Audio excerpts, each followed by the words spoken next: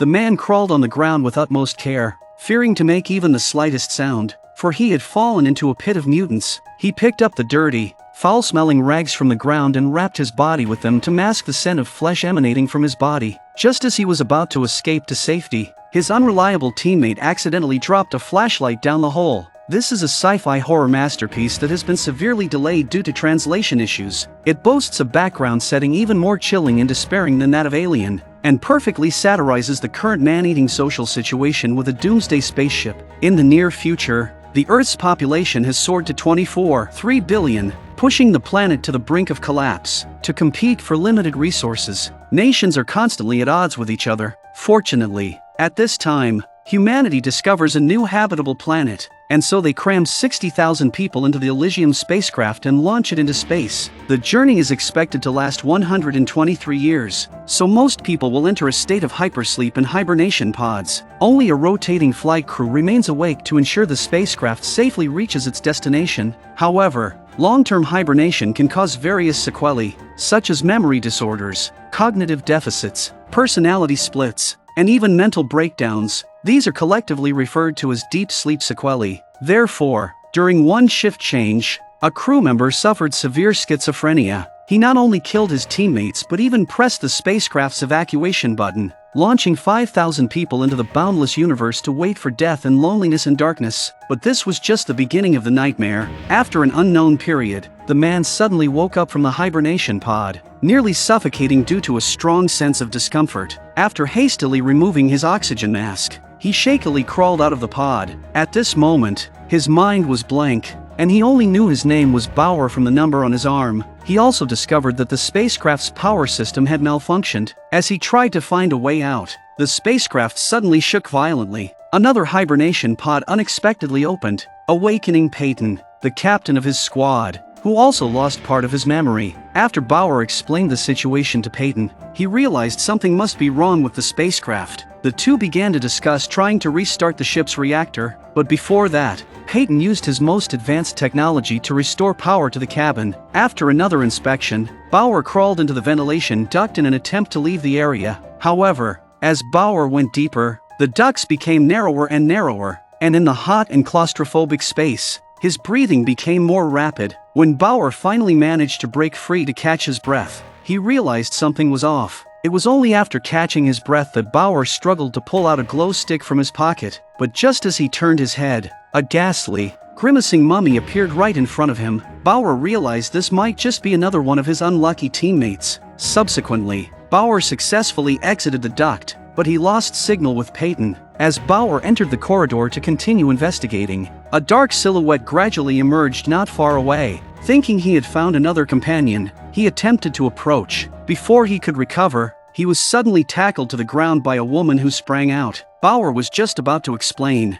but his gaze followed the woman's to something behind him. A blue light was slowly approaching. When he turned around, the woman had already vanished. As Bauer cautiously looked around, the corpse behind him was instantly dragged into the ceiling, and eerie chewing sounds followed. Terrified, Bauer turned and ran, hiding in a storage room. He only saw a flash of blue light. Cautiously peeking out, he saw a pale, grim-faced humanoid monster searching for something. As the monster seemed to notice him, Bauer quickly hid in the ventilation duct of the room. Just then, the communication device suddenly started working again, and he quickly covered it with his hand until the monster's figure gradually disappeared. Suddenly, a spear thrust towards Bauer, and the returning monster forked a shadow before slowly receding into the darkness. After the monster completely disappeared, Bauer's leg reappeared at the duct entrance. It turned out he had used the body of a teammate inside the duct to escape the ordeal. Still shaken, Bauer informed Peyton about the situation, but they were unclear about where the monster had come from. The only thing Bauer could be sure of was that they indeed eat humans. Soon, he found a weapons locker in the security room. Just as he manages to equip himself with a riot gun,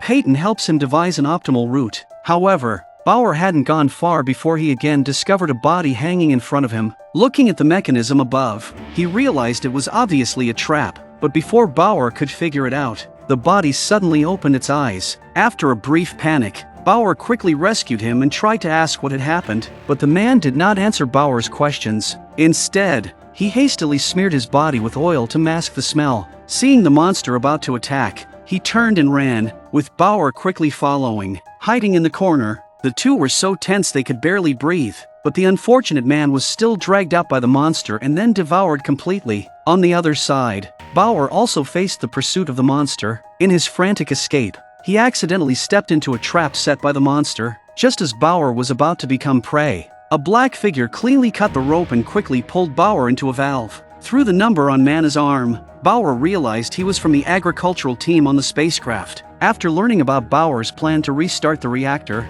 Man decided to accompany him on the journey. Along the way, Bauer encountered the woman who had attacked him initially. The woman and Man got into a fight, and Bauer hurriedly fired a flare to stop them. After confirming their identities and purpose, Nadia also successfully joined the team. Nadia led them to the biocultivation room she lived in, which housed the genetic samples of all Earth's species. The woman's identity was that of a biologist in charge of the gene bank. She told Bauer that if the reactor was not restarted soon, these genetic samples would gradually perish. They passed through the gene bank and arrived at the largest hibernation chamber on the spacecraft, most of which were empty. They were shocked to discover that the monsters had turned this place into a dining hall. Suddenly, Bauer and Nadia fell into a pit. It wasn't until Bauer switched on a glow stick that they were shocked to realize that it was densely packed with human skeletons. It was at this moment that the monsters' feeding time arrived. They thought hiding in the blood would allow them to escape disaster. However, when they climbed out, one of the remaining monsters on the wall stared at them viciously.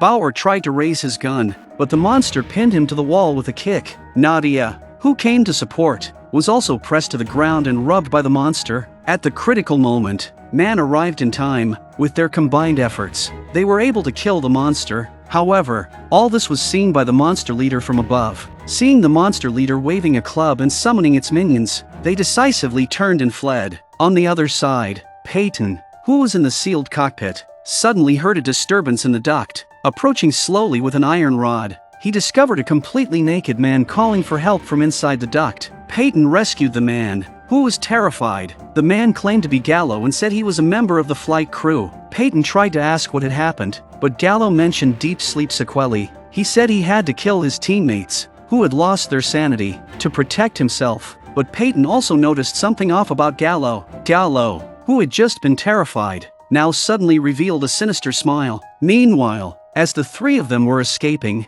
they encountered a new survivor named Leland. Leland told them that he couldn't remember how long he had been awake, but he knew the origin of the monsters. It turns out that in the 8th year after the Elysium spacecraft launched, Earth had erupted into its final nuclear war, leading directly to the extinction of all humanity. The flight crew on duty at the time began to gradually break down mentally after receiving the last message from Earth, and the sequelae of deep sleep became increasingly severe. Realizing that there were no longer any legal or moral constraints, one of them killed all his teammates and then saw himself as the god within the spacecraft. For his amusement, he not only ejected 5,000 people from the spacecraft into the vast universe but also randomly awakened some of the sleeping passengers and drove them to the cargo hold to force them to kill and eat each other until he grew bored and re-entered the hibernation pod. After this, a brand new evil world was born, and the monsters were the result of these people mutating after endless killings. What Leland didn't know was that the so-called god had already awakened again. It was Gallo, the one saved by Peyton.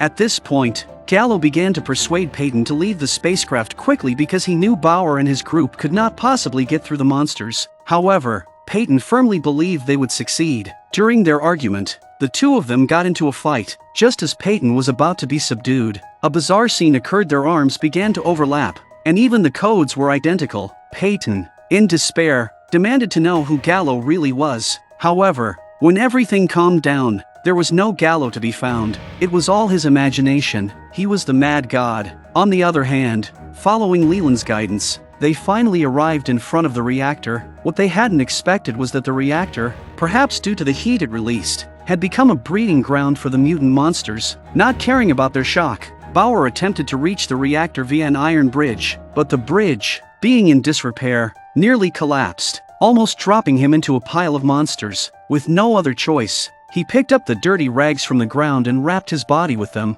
trying to mask his own scent. However, just as he was about to climb up, Leland accidentally dropped his flashlight down. In the moment of crisis, it was Man who threw the iron bridge down, using it to cover Bauer's escape. Then, with a roar, Man drew most of the monsters away, allowing Bauer to finally reach the reactor. As he pressed the restart button, A beam of energy burst forth from the machine, instantly turning the surrounding monsters to ashes. But when they escaped, they discovered that the other two teammates had already been separated. They had finally encountered Leland, but to their dismay, Leland locked them out in a bid to save his own life. On the other side, Man, who had lured the monsters away on his own, also found himself in a crisis when he was caught red-handed by the monster leader. After a perilous and desperate fight, Man managed to kill the leader using the bone spikes on its head. Exhausted, Man was about to leave, but when he turned around, a small monster appeared behind him. Man raised his dagger, but hesitated upon seeing the innocent look on the small monster's face. Meanwhile, Bauer and the others,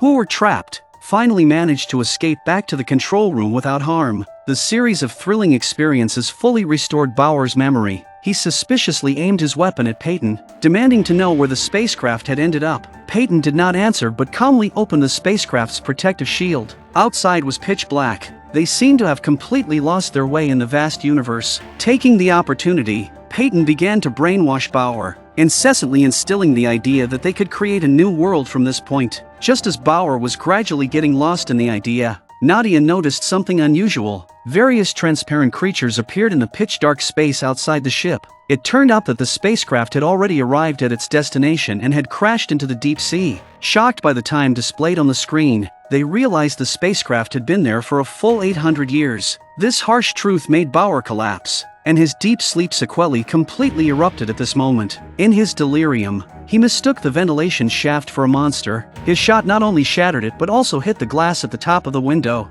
causing cracks to spread rapidly like a spider web. At this moment, Bauer came back to his senses. As water began to flood in, he quickly grabbed Nadia and escaped into the hibernation pod. Activating the spacecraft's evacuation system, they were ejected just 1 second before being completely submerged, successfully surviving the ordeal. And then came the most heart-stirring scene of the film. After them, more and more hibernation pods were successively ejected above the water surface. After a 932-year interstellar journey, the remaining 1,213 humans finally reached their new home. For them, this could be a rebirth or perhaps the beginning of another nightmare.